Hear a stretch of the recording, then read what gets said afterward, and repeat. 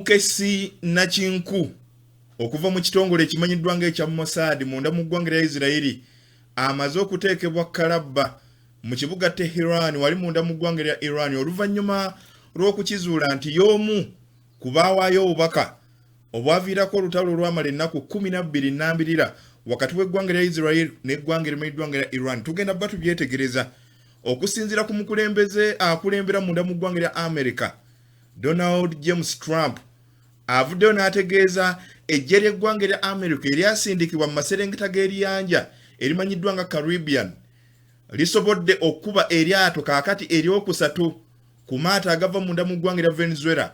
Bantu basatu battiddwa, ekintu ekyongedde okutondawo embeera ey'obunkenke wakati w'eggwanga lya America n'ekibuga ekimanyiddwa nga Caracas wali munda mu ggwanga lya Venezuela. Tugenda kubyetegereza biki Nicolas Maduro byategeezezza oba olyawo ebitonzewo okutya wali munda mu ggwanga lya America. Asonga mu kibuga ekikulu wali munda mu ggwanga lya Zambia, kooti enkulu munda mu ggwanga eryo esindise basajja bakulu babiri balambirira mu kkomera okumalayo emyaka 2 ng'ekigendererwa ekikulu beetabira mu lukwe olw'okutta omukulembeze w'eggwanga eryo wabula nga bakozesa ddogo. Atugenda kubyetegereza akkiriza nkutegeeze mukwano gaffe atuwuliriza okusinziira ku kunoonyereza okwakoleddwa ekibiina ky'amawanga amagatte. Ekibiina kino kyakakasizza nti eggwanga lya Isirairi liri mu kukola ekimanyiddwa ng'ekittabantu giyite genocide Gaza. Wakati ng'olunaku olw'eggulo Isirairi yatuuse ku ground kati tekyakubira mu bwengula ekubira ku ground. Ebyo nga bikyaliwo ebityo Isirairi oluvannyuma lw'okufuna amawulire okuva mu kibiina ky'amawanga amagatte erumbye eggwanga erimanyiddwa nga Yemen n'erikuba okulaga abazungu nti si yakuzikiza. Ebyo n'ebirala bwe tugenda okubyetegeeza. Kkiriza nkolemu katono nnyo bwe nti n'oluvannyuma nkomewo ate lukoye.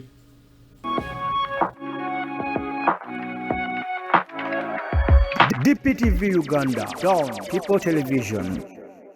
Ku DPTV Uganda webale nnyo ebalire ddala yonna gy'osinzira ogenda mu maaso n'okutuwuliriza. Abatugoberera nga musinziira mu bitundu by'eggwanga eby'enjawulo mwebale nnyo mwebalire dda. Mugamba mutya abasinzira wali mu kibuga Addis Ababa munda mu ggwanga lya Ethiopia mwebale kutugoberera. Abasinzira ku Ssemazinga Africa okutwaliza awo mwebale nnyo. Abasinzira mu kyondo kya Buwarabu mwebale kutuwuliriza. Abasinzira ku Bulaaya okwotadde ne ku Ssemazinga ezikola ettundutundu erya America mambuka ne Maserengeta. Nze Robert Senior bwe tugenda okutambula wakati nga twetegereza ensinga bwefaanana. Of course munda mu bisenge by'amakolero ag'entalo gye tugenda okusinga okusimba amakanda. Bwe tuva ne tuyingirako ne munda mu bisenge by'amakolero ag'ebyobufuzi. Akkiriza tutandikire ku nsonga kibuga Tehran kimaze okukakasa nti omukesi Nakinku ow'eggwanga erimanyiddwa nga Israel amaze okutugibwa ateekeddwa kalabba ng'ono kikakasiddwa oluvannyuma lw'okukwatibwa mu kaseera kalinga eggwanga erimanyiddwa nga Isirairi aligenda mu maaso n'okufafaagana omusajja Omu-Iran ono y'omu ku baasobola okuwa Isirairi amawulire ku nfo ezimu enneekusifu ez'eggwanga erimanyiddwa nga Iran. Omusajja mukulu agenze mu maaso n'okuttibwa Babak Shabazz munnansi wa ggwanga lya Isirairi wabula ng'alina obutuuze munda mu ggwanga lya Iran. Olutalo olwamala ennaku 12 ng'amawanga gano gagenda mu maaso n'okulwanagana kigambibwa mbu ono yasobola okusomola ebyama okuva munda mu ggwanga lya Iran n'abiwa eggwanga lya America kw'otadde n'eggwanga erimanyiddwa nga Isirairi. Era ng'ebimu ku byama ku mawulire ge yawaayo kwe kuli wa abakulembeze oba abaduumizi ab'eggye ly'eggwanga lya Iran erimanyiddwa nga Iranian Revolutionary Guard Corps gye bawangaalira. Ekyo kimu. Ekyokubiri ono y'omu kwe yalagirira abasajja ba Isirairi etterekero ly'ebyokulwanyisa kw'otadde n'enfo eza nyukiriya ez'eggwanga erimanyiddwa nga Iran. Kati wakati ng'olutalo lugenda mu maaso n'okutambula jjukira eggwanga lya Isirairi kye lyasooka okukola ku lunaku olwasookera ddala nga balumbye Iran kwe kusalako omuduumizi ow'oku ntikko omutwe. Ono nga baamusanga na wakaawe yattibwa n'omukyala kw'otadde n'omwana. Kati Iran yeebuuza bajja batya okutegeera amawulire. Tugenda okumaliriza mu bbanga lya nnaku 12 olutalo nga lugenda mu maaso n'okukwajja. Iran yasobola okukwata abantu 2,000 bano nga bateeberezebwa okuba nti bwe babadde bakettera eggwanga erimanyiddwa nga era Isirairi. Era mujjukira nti ennyonyi ziri okuva ali munda mu ggwanga lya America okujja okukuba enfo z'omusajja omu Iran zaasanga kiwedde nga air defense systems ez'eggwanga erimanyiddwa nga era Iran tezikola. Kati mu kugoberera kino kigambibwa mbu abasajja bano abaali bakettera eggwanga lya Isirairi be basobola okukola eddimu eddene okujjako air defense systems zino kisobozese abasajja okukubwa nga teri abakuba ku mukono. Kati okusinza ku mukulembeze w'okuntikko mwite supreme leader okuva munda mu ggwanga lya Iran Ayatollah Said Ali Khamenei avuddeyo n'ategeeza nti nakinku mu kukettera eggwanga lya Isirairi amaze okutugibwa. Ye musajja mukulu gw'enkula ze amanyiddwa nga Babak Shebaz ono yagenze maaso n'okuttibwa asonga abasaba mu 2,000 bakyali mu makomera okuva munda mu ggwanga lya Iran. Era Iran egamba nti ekibonerezo ekisingira ddala okuba ekikambwe ekiyinza okuweebwa bano kwe kuba nti bakutugibwa bonna. Yembeera n'omukwano gwaffe atuwuliriza bwetu bwegenda mu maaso n'okutambula. Kkiriza tugende ko ali munda mu ggwanga lya Venezuela okusinzira ku mukulembeze akulembera munda mu ggwanga lya ayongedde okulaga embeera ey'obutali bumativu ey'obunyiivu oluvannyuma lw'omukulembeze w'eggwanga lya America okuvayo n'ategeeza yalagidde ku biragiro bye yalagidde ejje eryasindikibwa maserengeta g'eryanjye erimanyiddwa nga Caribbean eno nno nga yewasangibwa eggwanga lya Venezuela. Yalagidde ejje likole obulumbaganyi oba ennumba sinziggu ku lyato eryokusatu wakati ng'eryato eryokusatu lyabadde liva ku mwalo ali munda mu ggwanga lya Venezuela. Ezino emmeeri omusanvu ezasindikibwa ziripootinga eri omukulembeze nti tulina kye tulengedde tulengera eryato lirino liseegguka lijja tulikolere ki. Kati okusinzira ku Trump ategeezezza yatoye order okukkakkana ng'eryato likubiddwa era abantu basatu bonna ababadde ku lyato ne bagenda maaso n'okusirikka. Njagala era okutegeeza ng'ayita ku mukutu gwe ogwa social media avuddeyo n'ategeeza nti wakati mu kuduumira ekikwekweto kino yabateereddeyo akatambi ka sekendi za 3 nga kwoleka eryato erigenda maaso n'okubwatuka. Wakati mu kubwatuka ekyagoberedde gwe muliro okukwata. Trump ayongedde n'ategeeza nti ekikolwa kino kyakoleddwa oluvannyuma lw'abayaga nakinku okuva mu mawanga gano agasangibwa mu maserengeta ga Amerika okweriisa enkuuli munda mu ggwanga lya Amerika. Kino kigoberedde eryato eryakawambibwa kwotadde n'eryasooka okukubibwa okukkakkana abantu 11 ne bagenda maaso n'okuttibwa. Kati okusinziira ku minisita avunaanyizibwa ku nkolagana n'amawanga amalala ow'eggwanga lya Venezuela yavuddeyo n'ategeeza nti gavumenti y'eggwanga lya Amerika kwotadde ne minisita avunaanyizibwa ku nkolagana n'amawanga amalala amanyiddwa nga Marco Rubio bano be bakatonda b'okufa be bakatonda ab'entalo. Kati kino kyongera okutondawo obunkenke wakati wa mawanga gano abiri. Njagala okutegeeza mukwano gwaffe atugoberera okukuba eryato lino ekiro ekikeseza olunaku olwaleero kibaddewo ng'olunaku olw'eggulo omukulembeze amanyiddwa nga Nicolas Maduro akulembera eggwanga lya Venezuela yavuddeyo n'ategeeza enkolagana y'eggwanga lye erya Venezuela n'eggwanga erimanyiddwa nga erya America yaweereddewo ddala completely tewakyali nkolagana.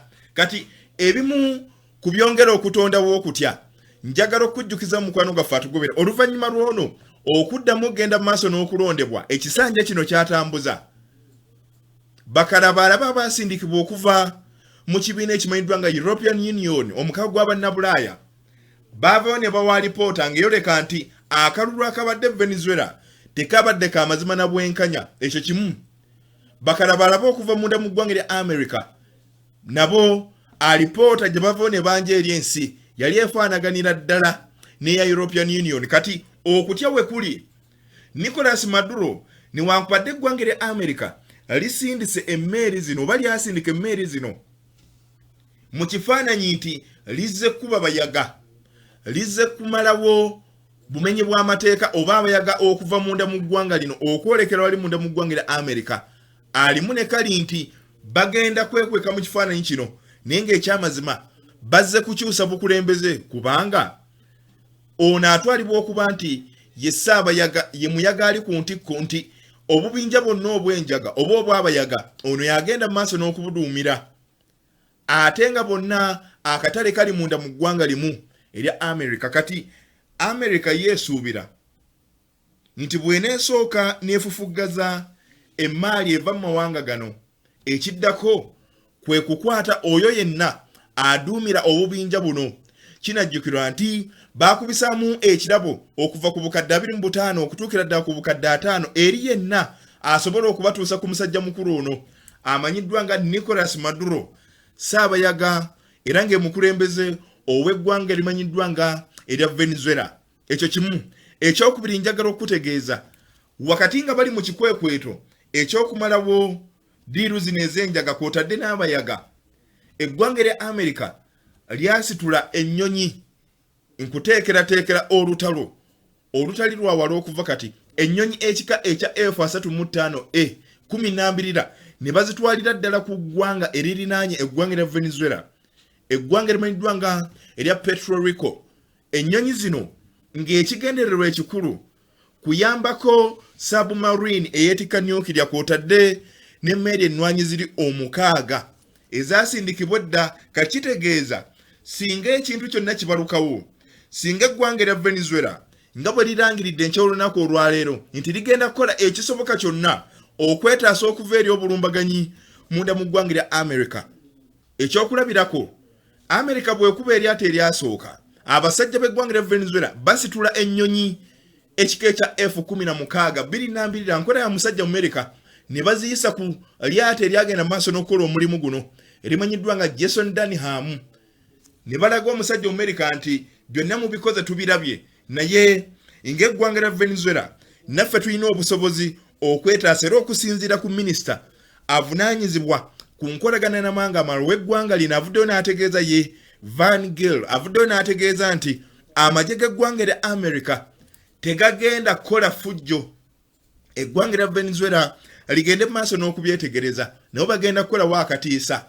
Kati embeera eriwo essaawa ya leero, embeera nga bwefaanana efaanaganira ddala ekyaliwo wakati w'omwaka gwa 1983 okutuuka 1989 wakati ng'eggwanga erya America era lisindise amagye maserengeta ga ssemazinga wa America munda mu ggwanga erya Panama okukwata omukulembeze eyali akulembera ye yennyonyi ekika ekya F-16 mukwano gwaffe atuwuliriza abasajja b'eggwanga erya Venezuela ze baasindise ne ziyitira ddala okumpi n'eryato Jason Dunham nga lyakamala okukuba eryato eryaliko abantu 10 bonna ne bafa. Kati okusinziira ku kibiina ekirwanyizi ky'eddembe ku mutendera gw'ensi yonna kivoona ekikakasa nti eryato eryakubibwa lyali lyabavubi era tekwali yadde enjaga. Ajjukira omukulembeze w'eggwanga erya America mu kwalipoota nti eryato likubiddwa abayaga 11 ne battibwa we byakoma.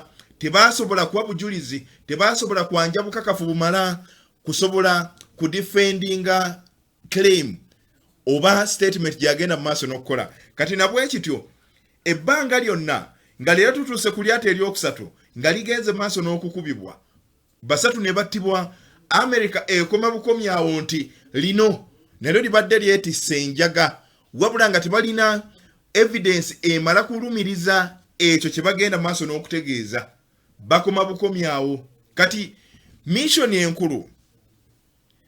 enkulu njagala okutegeeza amawanga naddala agava mu ssemazinga owa America oba mu maserengeta, eggwanga okuli Venezuela, eggwanga okuli Cuba, eggwanga okuli ezo zi Paraguay, Uruguay, Chile, Panama, amawanga gano zi Colombia, amawanga gano ekigambo njaga baakitongoza eri waabwe eddagala. Kitegeeza America kuva dda nadde ekimanyi nti enjaga si kizibu okuva mu mawanga gano wabula tageti eri emu kukyusa bukulembeze munda mu ggwanga erya Venezuela. Kati ekyokulabirako ebiseera ebisinga omukulembeze akulembera eggwanga erya America ewaabwe kyatteeka alina okubaako obukulembeze bwakyusa. Mu kaseera ako ng'emukulembeze mujjukira okuvaako kwa Saddam Hussein, Osama bin Laden, omugenzi Gaddafi, ne tujja ewa Bashar al-Assad.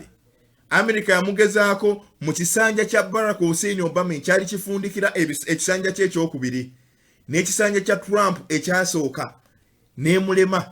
Kati mu kumuggyako mu Desemba wa 2024 kigambibwa mbu amagye n'ekibinja kino ekiri mu buyinza munda mu ggwanga lya Syria Hayat Tahrir el-Sham kyayambibwako eggwanga lya America okumuggyako.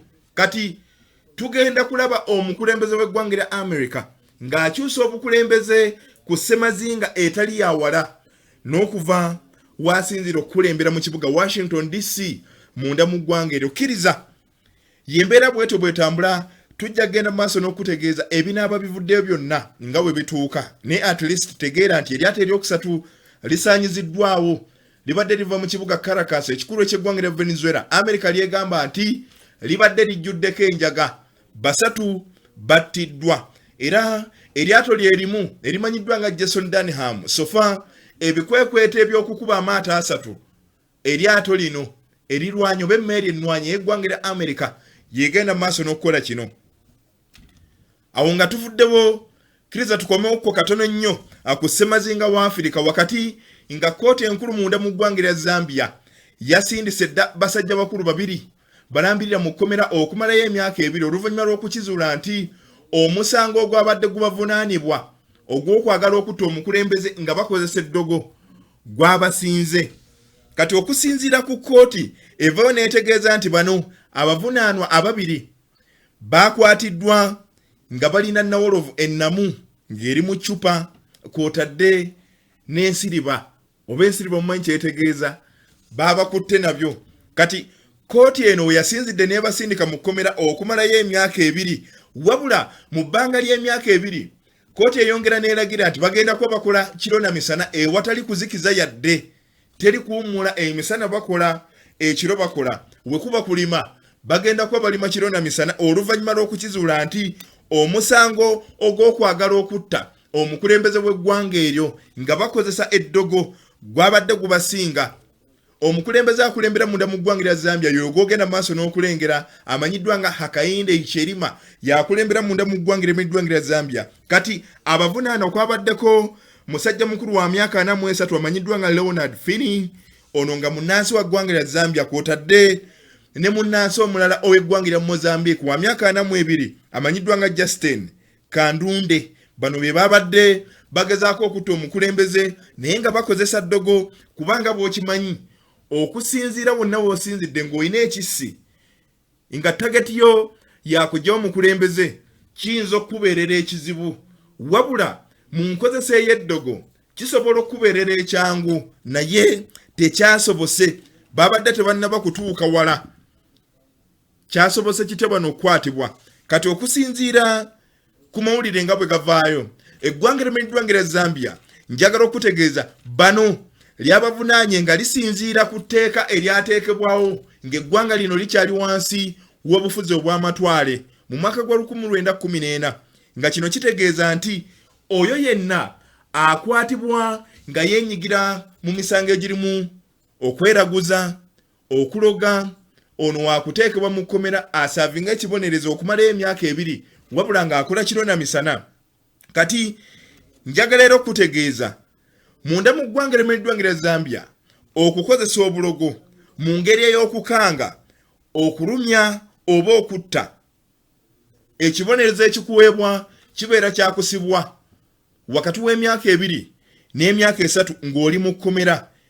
Era wakati abasajja bakulu bano nga bali mu kkooti Ssaabawabi wa gavumenti yavuddeyo n'ategeeza nti bano baakwatibwa ne nawolovu ennamu ng'eri mu ccupa baalina ensiriba kw'otadde ne konteyina 12 nga zirimu ebiragalalagala ebitategeerekeka. Bino nga bye byali bisuubiddwa okukozesebwa wakati mu kuloga n'okutta omukulembeze w'eggwanga. Era okunoonyereza okwakoleddwa kwazuuliddwa nti ababiri bano baali baapangisiddwa muganda we yaliko omubaka wa parliament munda mu ggwanga lya Zambia okukola omulimu guno. Ng'ensonga enkulu ya byabufuzi nti omukulembeze yali nyeggere mu kisanja kya muganda we kyali ayagala okuddamu okwesimbawo. Era poliisi wakati mugenda maaso n'okukwata bano yabakwatidde mu hoteeri emu mu kibuga ekikulu ekimanyiddwa nga Lusaka munda mu ggwanga ly'eddwanga lya Zambia oluvannyuma lwe yali asiimula wooteeri eno okutandika okuwulira amaloboozi nga si ga bulijjo, awulira ensaasi, awulira embuutu mu wooteeri eyapangisiddwa kwe kubagulizaako poliisi era bano nejja bwetyo nebakwata. Wakati mu kukwatibwa bavuddeyo ne beegaana ne bategeeza nti bo babadde beeyimbira byabwe newankubadde eggwanga ly'eddwanga lya Zambia mukwano gwaffe atugoberera ggwanga erikkiririza mu nzikiriza ey'ekikristaayo ebyobuwangwa kw'otadde n'ennono. Mu mwaka gwa 2018 okusinziira ku kunoonyereza okwakolebwa ekitongole ekimanyiddwa nga Zambia Law Development Commission, okunoonyereza kuno kwakolebwa ne kizuulibwa nti ku bantu 10 munda mu ggwanga lya Zambia abantu 8 bakkiririza mu ddogo. Kitegeeza woosangira abantu 10 ku bantu 10 bantu 8 bakkiririza mu ddogo. Kino ekintu nno oba okunoonyereza kuno baakukoze ne kusukka n'eggwanga ly'eddwanga lya Zambia ne kugendera ddala mukwano gwaffe atuwuliriza ku ssemazinga wa Africa nti amawanga gonna agagwa ku lukalu lw'omwana w'omuddugavu ku bantu 10 abantu 8 bakkiririza nnyo mu ddogo. Simanyi obaana we tusinziira ku bantu bonna abaliwo waliwo abakkiririza mu ekyo. Yembeera n'omukwano gwaffe atuwuliriza abwetyo bwetambula. Kati okusinziira ku mukulembeze gwe babadde baagala okutta mukwano gwaffe atuwuliriza amanyiddwa nga Hakainde Hichilema akulembera eggwanga ly'eddwanga lya Zambia. Kkiriza tumuyiseemukko katono nnyo azaalibwa ng'ennaku z'omwezi nnyo omwezi ogw'omukaaga 1962. Kitegeeza olunaku olwaleero aweza emyaka 63 egy'obukulu. Ono nno munnabyanfuna mulimi ate munnabyabufuzi ng'emukulembeze ow'omusanvu munda mu ggwanga lya Zambia Kachanga ennaku z'omwezi 24 omwezi ogw'omunaana 2021. Ono lwafuuka omukulembeze ow'omusanvu w'eggwanga eryo. Kati oluvannyuma lw'okwesimbawo ebisanja 5 ng'avuganya ku kifo ky'obukulembeze bw'eggwanga naye nga tayitamu okuva 2006, 2008, 2011, 2015 ne 2016 ng'agwa bugwi. Kyaddaaki mu 2021 awangula obukulembeze bw'eggwanga lino ku bitundu 59 n'obutuntundu 2 obwakalulu. Era ye mukulembeze ate ssentebe ow'ekibiina ky'ebyobufuzi ekimanyiddwa nga United Party for National Development okuviira ddala omwaka gwa 2006. Yoyo Hakainde Hichilema omukulembeze w'eggwanga ly'eddwanga lya Zambia. Ono afuuka omukulembeze w'ekibiina kino ekifo kye yakamalamu okumala emyaka 19 oluvannyuma lwe yakitandikawo okufa amanyiddwa nga Anderson Mazoka. Kati wakati ng'ataddewo ebbugumu mu kisaawe eky'ebyobufuzi munda mu ggwanga lya Zambia, ono yakwatibwako eyali omukulembeze ebiseera ebyo amanyiddwa nga Edgar Lungu amukwata n'amusiba. Era amusiba ng'ennaku z'omwezi 11 omwezi ogwokuna 2017. Oluvannyuma lw'okumusiba amuteekako emisango. Edgar Lungu ateeka emisango ku musajja mukulu yoyo Edgar Lungu ng'ali ne Hakainde Hichilema ateeka omusango ogw'okulyamu ensi ye olukwe era nga bw'okiraba mu mawanga agamu ku ssemazinga wa Africa nti oyo yenna avuganya omukulembeze ali mu buyinza kasita akwatibwa omusango ogumuteekebwako gwa treason kulyamu nsi ye olukwe. Kati ono ng'ennaku z'omwezi 11 omwezi ogwokuna 2017 akwatibwa n'asibibwa. Edgar Lungu ebiseera ebyo ng'emukulembeze ow'eggwanga lya Zambia yali mukulembeze wakati w'omwaka gwa 2015 mpaka 2021. Kitegeeza kisanja kimu akwata amutadde ku nninga. Ekyokulabirako munda mu ggwanga lino bwewetegereza nti bw'ova ku Mwami Museveni ojja genda ku His Excellency Robert Kyagulanyi Ssentamu yasinze okuteekawo okuvuganya okwa waggulu. Yasinze okuteeka akazito ku mukulembeze w'eggwanga lino. Kati ne munda mu ggwanga lya Zambia Edgar Lungu wakati ng'emukulembeze eyali asinze omuteeka ku nninga Hakainde Hichilema akwatibwa n'ateekebwako omusango gwa treason. Gwabula ekikola ekyakolebwa mujjukira bulungi kyatondawo okwekalakaasa ku ssemazinga Africa yenna ne mu nsi yonna kwotadde ne munda mu ggwanga lya Zambia era ng'ennaku z'omwezi 16 omwezi ogw'omunaana 2017 ono ng'amaze emyezi 4 gyokka mu kkomera yateebwa era n'omusango gw'okulyamu ensi y'olukwe ne gumugibwako. Tugenda okutuuka mu 2021 abantu ne bamuyira akalulu bw'atyo n'asobola okuwangula Edgar Lungu. Yembeera nno mukwano gwaffe atuwuliriza abwete bweva ali munda mu ggwanga lya Zambia wakati nga kkooti enkulu yamaze dde okusindika basajja bakulu 2 balambirira mu kkomera okumalayo emyaka 2 bweddu oluvannyuma lw'okukizuula nti beenyigira mu lukwe olw'okutta omukulembeze nga bakozesa ddogo. Bye tuyinza okwogera nno mukwano gwaffe atuwuliriza munda mu bisenge by'amakolero ag'ebyobufuzi ku ssemazinga wa Afirika awo wennyini kkiriza tugende ko wali mu bisenge by'amakolero ag'entalo munda mu ggwanga erimiddwa nga Isirairi birungi si birungi eri Ssaabaminisita amanyiddwa nga King Bibi Benjamin Netanyahu okusinziira ku kunoonyereza okwakoleddwa ekibiina ekyetabibwamu amawanga gonna agiyita United Nations oba UN ekibiina ky'amawanga amagatte okusinziira ku kunoonyereza okwakoleddwa kyakizudde nti eggwanga erimiddwa nga Isirairi liri mu kukola ekimanyiddwa nga genocide ekitta abantu mu Rwanda rw'e Gaza. Kati wano ogenda kukkiriza tuddeyo emabega emyaka 2 bitandika bitya? Njagala okujjukizaamu abasajja bamanyiddwa nga Hamas oluvannyuma lw'okulumba amaserengeta ga Isirairi ne batta bannansi ba Isirairi 1,219.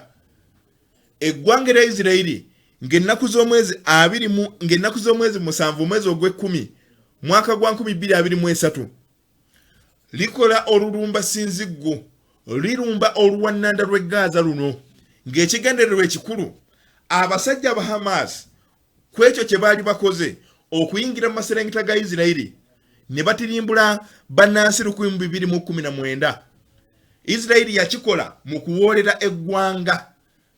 Kati mu kugoberera kino n'okutuuka olunaku olwaleero Isirairi egamba tennaba kufuna bwenkanya.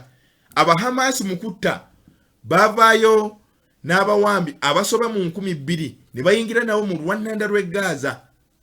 Kati okuva ng'ennaku z'omwezi 7 omwezi ogw'ekkumi eggwanga lya Isirairi likyayongedde okukakasa ensi nti ddyo bw'olirumba tewali ggwanga lyonna lye bayinza kuwuliriza naddala mu nsonga eyo.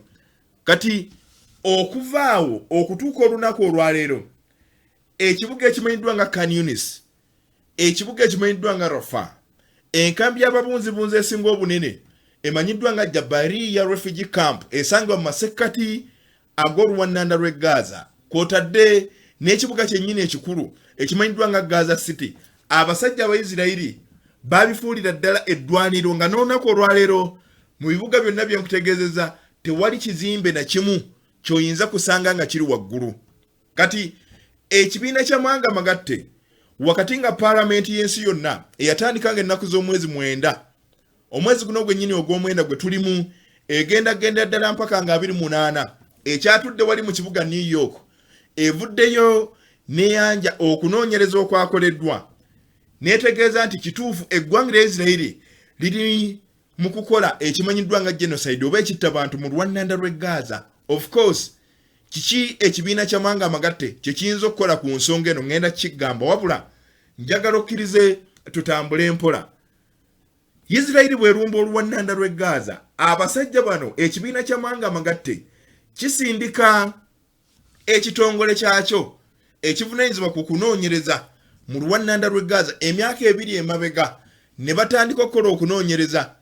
Kati amawanga gonna agabadde mu kuyamba eggwanga lya Isirairi, eggwanga lya Amerika n'amawanga okuva ku lukalu olwa Bulaaya gabadde byonna bye gakola gabikola wabula nga UN eri ku ground mu luwannanda rw'e Gaza munda mu ggwanga lya Palestine nga ekola okunoonyereza kwayo okuli independent. Isirairi neetirimbula bannansi nga wetujjidde leero 67,000 bafu abo nno bye babalibwako nga bwe nkutegeezeza teri kizimbe na kimu kiri waggulu. Kati bano abaziikiddwa bizimbe basoba 60,000. Jjukira oluwannanda rw'e Gaza lulimu abantu obukadde 2.5 obukadde 2.5 obw'abannansi nga bwe twogerera emitwalo 2.7 gyakoseddwa abali confirmed nti bo olutalo oluli ku Ndeebolebu omwezi ogujja ng'ennaku z'omwezi 7 lugenda kweruweza emyaka 2 bakoseddwa mu bbanga lya myaka 2 nga bwe nkutegeeza 607 bo bebafu okusinziira ku kunoonyereza okwakakolebwa. Kati Israeli mu kutta bannansi okusalako emitwe egy'abakulembeze b'ekibinja kino eky'abasajja ba Hamas abatwala oluwannanda lw'e Gaza. Ekyo kimu. Ekyokubiri, Israeli okutirimbula bannamawulire okusingira ddala ab'omukutu ogumanyiddwa ng'ogwa Al Jazeera. Kino kyongedde okutondawo n'okukakasa nti ddala kituufu ekitta bantu kitambulira mu luwannanda lw'e Gaza. Kati okusinziira ku kunoonyereza okwakoleddwa olunaku olw'eggulu olwokubiri, ekiwayi kino ekinoonyereza eky'ekibiina ky'amawanga amagatte kivaayo ne kirumiriza era ne kikakasa nti Isirayiri mu kaweefube ow'okusaanyaawo race oba bannansi ab'eggwanga lya Palestine abawangaalira mu luwannanda lw'e Gaza obuvunaanyizibwa bwonna babuteeka ku Ssaabaminisita amanyiddwa nga King Bibi kw'otadde ne gavumenti ye bwe bakulembera ali mu luwannanda oba munda mu ggwanga lya Isirayiri. Kati UN ekizuula nti kuno okunoonyereza nti ekitta bantu kitambulira mu luwannanda lw'e Gaza kigenda sigala kitambula era kikyaliwo nti okunoonyereza we batuuse nti waliwo ekitta bantu mu luwannanda lw'e Gaza byakomyawo.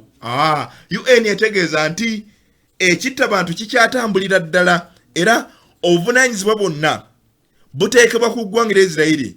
Isirayiri oluvannyuma lw'okuwulira alipoota Ssaabaminisita amanyiddwa nga King Bibi Benjamin Netanyahu kw'otadde n'omukulembeze akulembera eggwanga lya Isirayiri amanyiddwa nga Isaac Herzog lwaki yetawulikika nnyo okusinziira ku order of precedence ey'eggwanga lya Isirayiri. Ssaabaminisita aba w'amaanyi ddala okusinziira ku president abeera ceremonial atayogerwako era ye talondebwa abanga kabaka. Obukulembeze bwonna bubeera ku bibegaabega ebya Ssaabaminisita. Y'ensonga lwaki bw'owulira orders zonna eziweebwa za Benjamin Netanyahu, ekyokulabirako munda mu ggwanga lya Iran lirina omukulembeze amanyiddwa nga Masoud Pezeshkian kw'otadde ne supreme leader omukulembeze w'okuntikko Ayatollah Said Ali Khamenei. Ayatollah w'amaanyi nnyo ku president era ebiragiro byonna n'eggwanga nga bwe litambula erya Iran.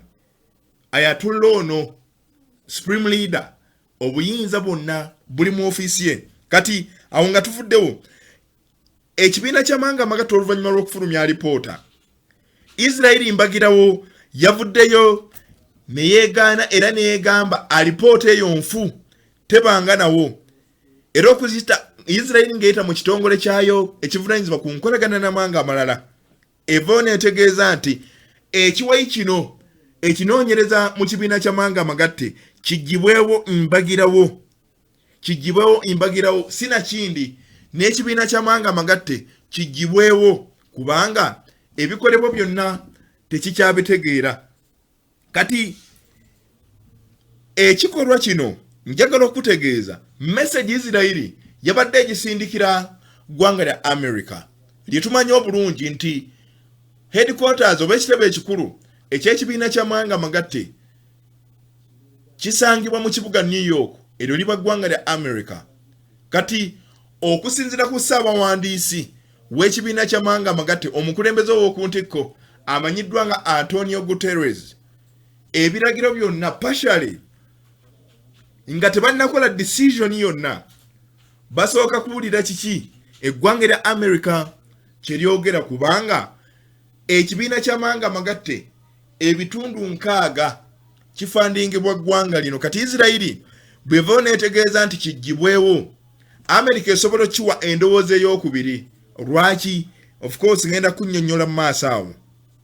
Kati obulumbaganyi obwakolebwa emabegako obwaviirako ekibiina ky'amawanga amagatte okutandika okwesika mujjukira mu mwezi gwali gwa 11 2023 nga wakaitwa mwezi gumu gokka Israeli ng'erumbye oluwannanda luno ekuba netirimbula abantu 4,000 mu lukuba lumu. UN kwe kutandika okusindika abanoonyereza okuzuulira ddala kituufu ekitta abantu kitambula. Ekyo kimu njagala okutegeeza nti Israeli oluvannyuma lw'okusiba amakubo nga tetunnaba na kujja ku kutandika kuteeseganya wali mu kibuga Doha, bw'etandika okusiba amakubo ng'ekitegedde nti abasajja ba Hamas tebasobola kubamaliriza kuba aba Hamas tebalina uniformu ey'amagye nti gye bagenda okwambala nti osobola okulaba nti ono mu Hamas ono muntu wa bulijjo, babeera mu uniformu oba mu ngoye eza bulijjo. Kati kiba kizibu okwawula omuntu wa bulijjo ku mu Hamas kubanga bava mu bantu aba Palestine nga bwolaba abayeekera aba Al-Shabaab nti bava mu bantu bennyini bannansi b'eggwanga lya Somalia. Kati kiba kizibu okwawula omuyeekera ku muntu wa bulijjo nti gwayita omuntu wa bulijjo agenda kwambala bomu agende mu katale abwatuke. Kati n'eggwanga limu eggwanga lya Israeli ekigenda maaso n'okukolebwa enteekateeka za Netanyahu kumalirawo ddala obukadde 2 n'ekitundu obw'abannansi b'eggwanga lya Palestine abawangalira mu lwannanda lw'e Gaza kubanga kizibu okwawula munnansi ku musajja ono amanyiddwa ng'omu Hamasi. Kati mu Januari omwaka oguwedde okusinzira ku ebyo Israeli bye yali ekoze, kooti emanyiddwa nga International Court of Justice evaayo n'etowa order nti eggwanga lya Israeli lirina okuziiza okutta bannansi abawangalira mu lwannanda lw'e Gaza bonna ababeera battibwa babeere ba Hamas. Naye nga bwe nkutegeezezza onoobaawula otya nga kizibu ddala. Era kooti eno Israeli bwe yeeyongera mu maaso n'okukola ebikolwa eby'okutta, kooti evaayo International Court of Justice eno kooti evunaanyizibwa ku bwenkanya ku mutendera gw'ensi yonna, era yeyavaayo neetegeeza nti Uganda erina okusasula eggwanga erya Congo ku bikolwa ebyakolebwa mu bitundu nga Ituri, Bukavu n'ebitundu ebirala, embaawo ne zaabu eyabbibwa. Kati wayita emyezi 4 oluvannyuma lwa International Court of Justice okulemererwa okuziiza Israeli okulekerawo okuba oluwannanda lw'e Gaza luno, wayita emyezi 4 kooti y'ensi yonna emanyiddwa nga International Criminal Court evaayo neeyisa ekiwandiiko kiyite ekibaluwa kibakuntumye ku ssabaminisita w'eggwanga lya Israeli Benjamin Netanyahu, omukulembeze amanyiddwa nga Isaac Herzog n'eyaliko minisita avunaanyizibwa ku byokwerinda Yoav Gallant. Bano Israeli evaayo kooti y'ensi yonna evaayo neetegeeza mujje mu bitebye oluvannyuma lw'okubateekako emisango nti beenyigira mu bikolwa eby'okutirimbula bannansi abawangalira mu lwannanda lw'e Gaza. Kati eggwanga lya Amerika mu kwanukula kooti y'ensi yonna mu busungu obw'ekitalo, Amerika evaayo omwezi oguwedde gavumenti ya Trump evaayo neetegeeza nti abalamuzi abaawuma omutwe mu nteekateeka zino ez'okuyita Netanyahu okujja mu kooti y'ensi yonna bateekeddwako nnatti, nga muzimu ku nnatti kwe kubamma olukusa okuddamu okuyingira munda mu ggwanga lya Amerika. Ekyokubiri kwe kukwata bizinensi zaabwe ze baali batambuliza mu Amerika. Omu ku balamuzi nakutegeeza wano nti yaliko musiga eddamuzi ery'eggwanga lya Amerika okumala emyaka 7 wakati nga Barack Hussein Obama akyakulembera eggwanga eryo. Kati y'omu ku balamuzi ab'oku ntikko aba kooti y'ensi yonna. Kati kusinziira ku gavumenti ya Trump yavaayo neetegeeza nti bano tebakyakkirizibwa kuyingira munda mu ggwanga lya Amerika. Ekyo kimu.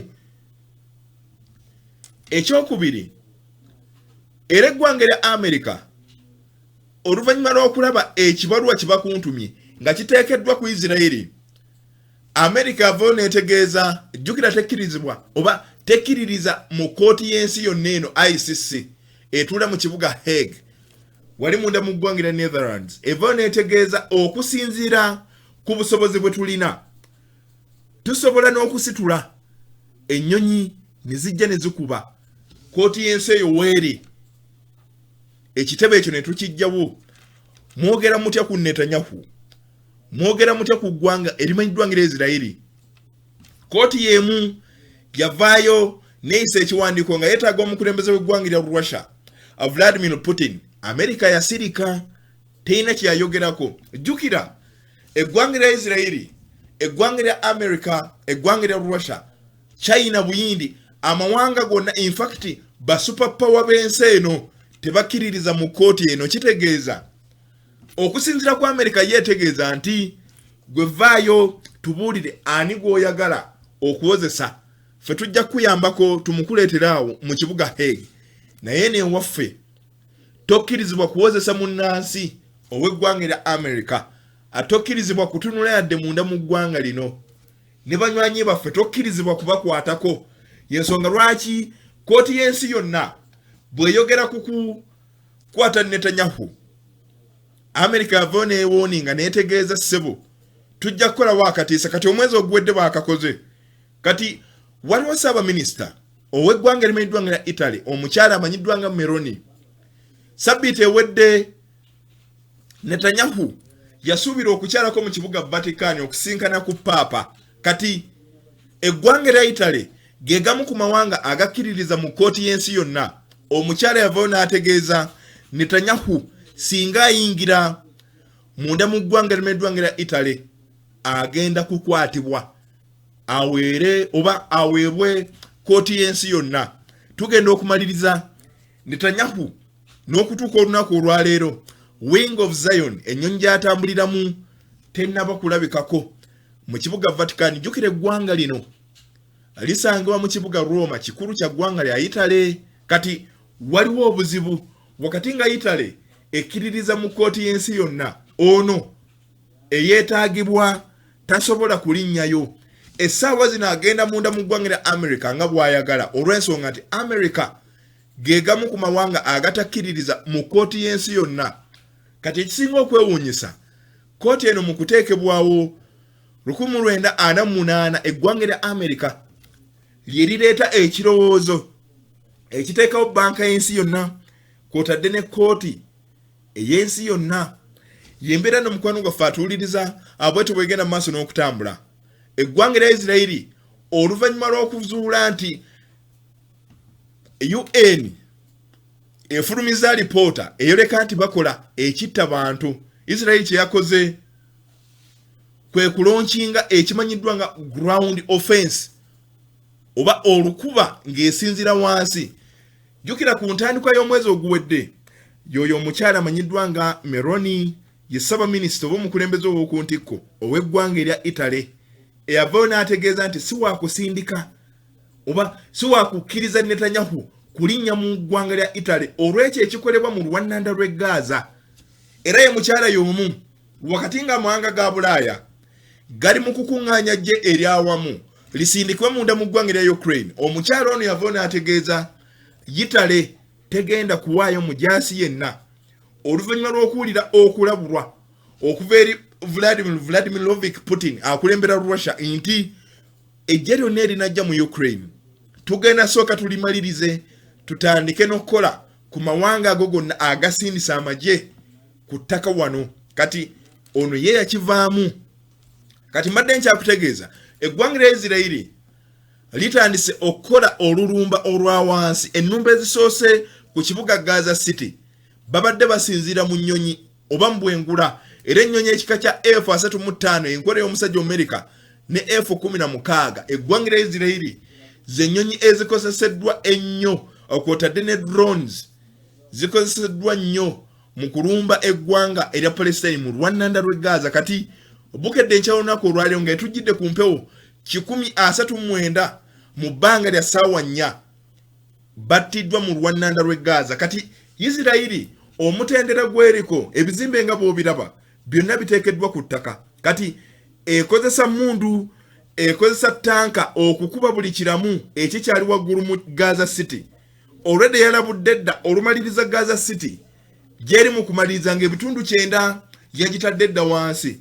Edda mu kibuga ekimanyiddwa nga Rafah whenever eyingire mu Khan Yunis kitegeeza mission ya Israeli kumalirawo ddala oluwannanda lw'e Gaza balwezze bamale badde mu kitundu ekimanyiddwa nga West Bank nakyo bakyezze. West Bank mwe muli ekibuga ekimanyiddwa nga Jerusalem n'ekibuga ekimanyiddwa nga Ramallah ebikulu era nga omukulembeze akulembera Palestine Mahmoud Abbas asinziira mu bibuga bino. Kati mu UN General Assembly Parliament y'ensi yonna tulabye ebintu bibiri. Sabbiiti ewedde nakutegeeza nti Assembly yemu yavaayo neetegeeza wagenda kubeerawo akalulu akakubibwa oluvannyuma lw'eggwanga erya Canada, Bungereza, Bufaransa n'amalala okutegeeza nti mu UN General Assembly bakukkiriza nti ekitundutundu eky'e Palestine ggwanga lyetongodde. Ekintu Israel kyevaayo neetegeeza ng'eyita mu Ssabaminisita waayo nti teriba ggwanga libayita Palestine, Israel terikikkiriza. Bukedde olunaku olwaleero UN erina akazannyo keri mu kuba Israel ketannategeera olw'ensonga nti olweti kwettira bannansi abawangalira mu luwannanda lw'e Gaza eri waggulu nnyo. Etandika okulumba oluwannanda ng'ennaku z'omwezi 7 omwezi ogw'10/2023 eggwanga erya Russia litandika okuba eggwanga erya Ukraine ng'ennaku z'omwezi 22 February 2022 kitegeeza Israel eno etandika okuba oluwannanda lw'e Gaza nga Russia akamala omwaka gumu n'emyezi 8 ng'ekuba eggwanga erya Ukraine. Naye bw'otunuulira bannansi abaakattibwa mu luwannanda lw'e Gaza almost bakubisaamu emirundi 2 kwaba abaakattibwa wali munda mu ggwanga erya Ukraine. Kati kino kiwaliriza eggwanga oba ekibiina ky'amawanga amagatte okuvaayo okutegeeza nti bwe kibanga kituufu okusinza ku kunoonyerezaawo kwaffe Antonio Guterres ssaabawandiisi w'ekibiina ky'amawanga amagatte alipoota agikakasizza nti bwe kibanga kituufu Israel eri mu kukola genocide mu luwannanda lw'e Gaza kiki UN kyegenda okukola. Ekisookera ddala nga bw'ogiraba munda mu ggwanga erya Congo wetuva mu kitta bantu ekyali e Rwanda mu 1994 eggwanga erya oba ekibiina ky'amawanga amagatte kiteekawo ejje erimanyiddwa nga UN Peacekeepers. Kati UN kyekintu kyekimu kyegenda okukola mu luwannanda lw'e Gaza luno egenda kusindikayo ejje eryawamu okusobola okuziyiza ennumba okuva eri eggwanga erya Israeli. Kati ejje lino libeera lya ba volunteers oba abeeyagalidde nga tebakakiddwa nga bw'olaba eggwanga erya Uganda wali munda mu ggwanga erya Somalia nti ejje lya UPDF eriri mu kufafaagana n'abasajja ba Al-Shabaab lirwanira wansi wa bendera ey'ekibiina ky'amawanga amagatte.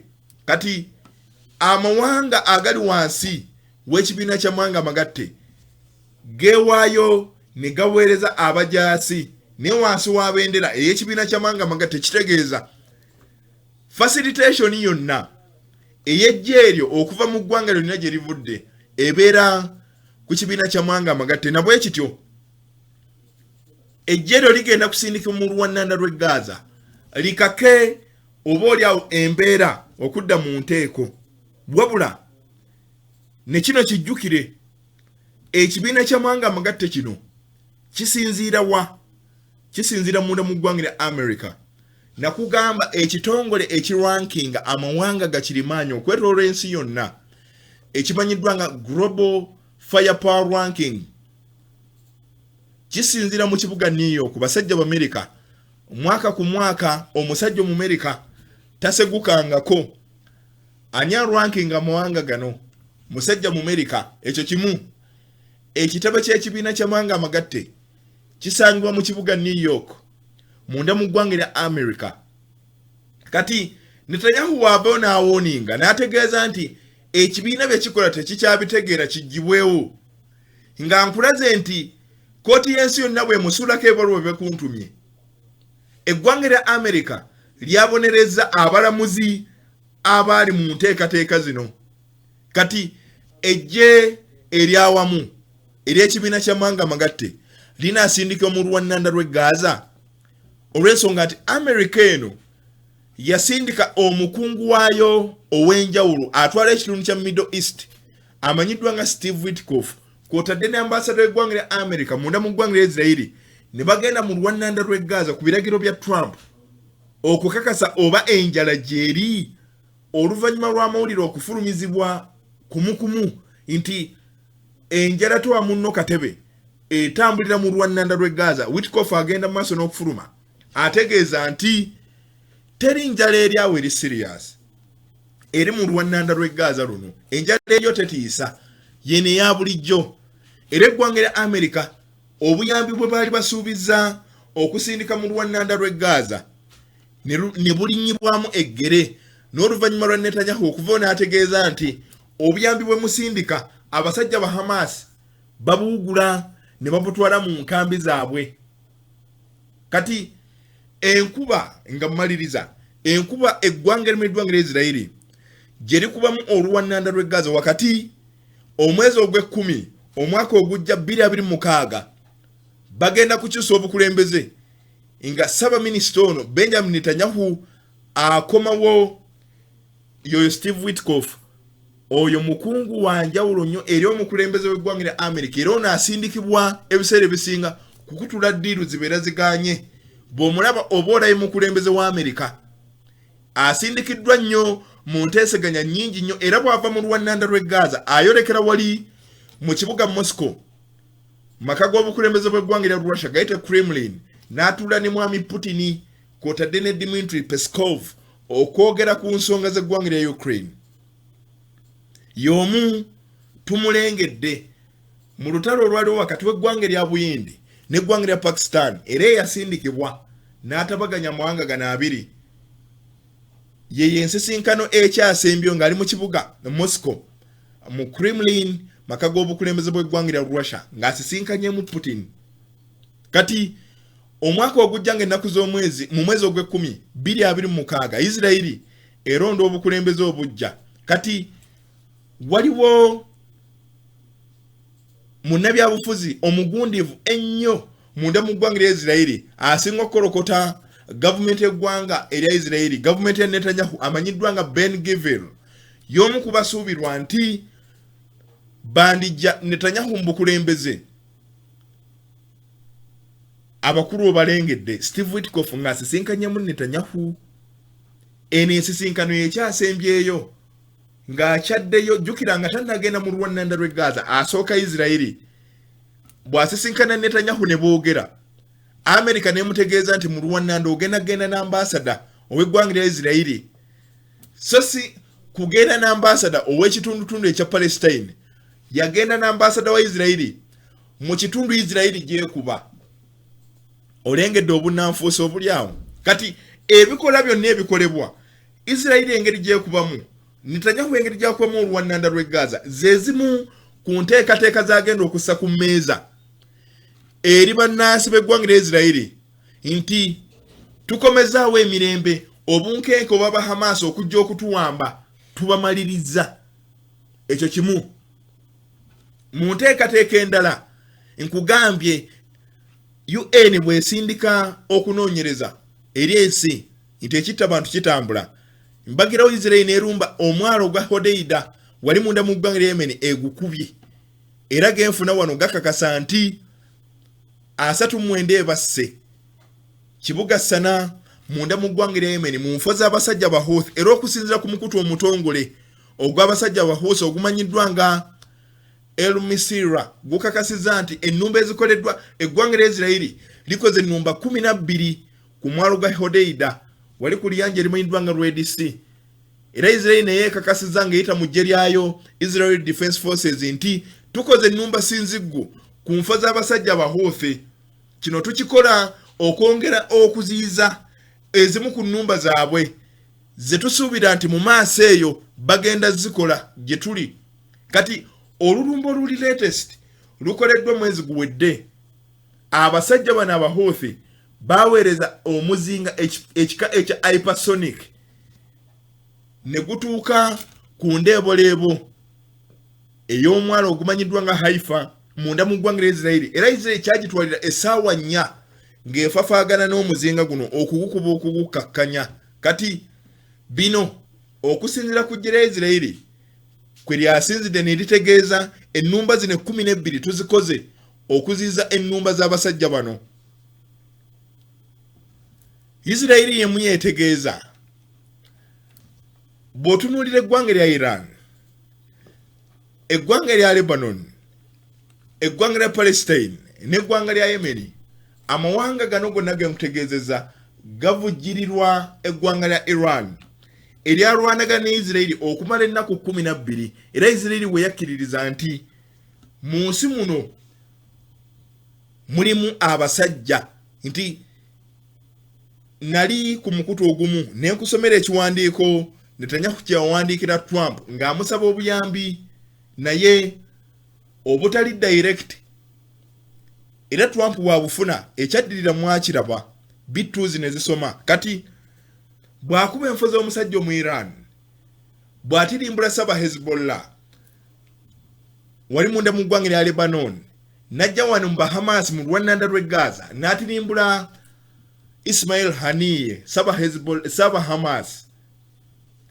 n'atirimbula musajja mukuru amanyiddwa nga Kawahi gwe nakutegeeza saba minisita ow'eggwanga lya Yemen naye nga musajja muhuuthi kati mukaluke tugendamu alina ebyekwaso bingi nnyo byagenda okutegeeza bannansi nti ebizibu byonna ebadde bitunuulidde Isirairi naddala mu kitundu kino ekya Middle East tubyeŋŋanze bw'otongera nze kisanja onookiwaani. Kale yembeera nno mukwano gwaffe atuwuliriza abweto bwegenda mu maaso n'okutambula sisobola kugaziwa kusukkako wano ku nsonga nga bwe zitambula wali wabweru w'eggwanga. Njagala osinziira wano okwebaza gwe nawe tutambudde okuviira ddala eri gye twatandikidde okutuuka akadde kano ate nga ndi mu kwerekereza guno omukutu gwa DPTV Uganda telefayina ey'omuntu wa bulijjo.